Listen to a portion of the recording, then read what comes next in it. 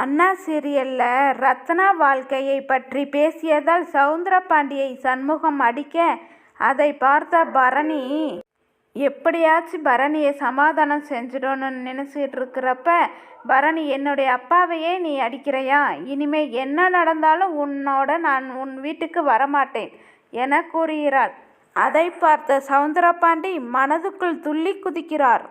தன்னை மீறி இப்படிப்பட்ட விஷயங்கள் நடந்ததால் மனவேதனையோடு முருகன் கோவிலுக்கு வரும் சண்முகம், பரணி வீட்டுக்கு வராம நான் எங்கேயும் போக மாட்டேன் முருகா என கூறி குளத்தில் இருந்து முருகனுக்கு தண்ணீர் மோண்டு அபிஷேகம் செய்து கொண்டிருக்கிறார்.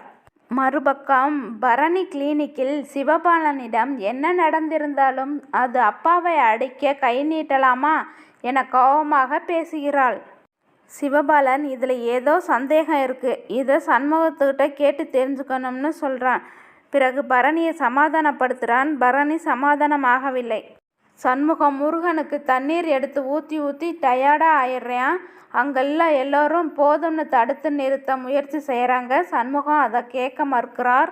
மறுபக்கம் இசைக்கு வாந்தி எடுக்க முருகனின் காலண்டர் ஆடுகிறது. ஒரு பக்கம் பரணியின் கோபம், இன்னொரு பக்கம் சண்முகத்தின் பிடிவாதம் என இருக்க, இசைக்கு வாந்தி எடுத்து மயங்கி விழுந்ததால் இவள் கர்ப்பமாக இருக்கிறாள்னு தெரிய வருகிறது. இந்த நல்ல செய்தி பரணியையும் சண்முகத்தையும் சேர்த்து வைக்கத்தான்னு எதிர்பார்க்கப்படுகிறது. இந்நிலையில் அடுத்து என்ன நடக்கப் போகிறது என்று பொறுத்திருந்து பார்க்கலாம் வாங்க.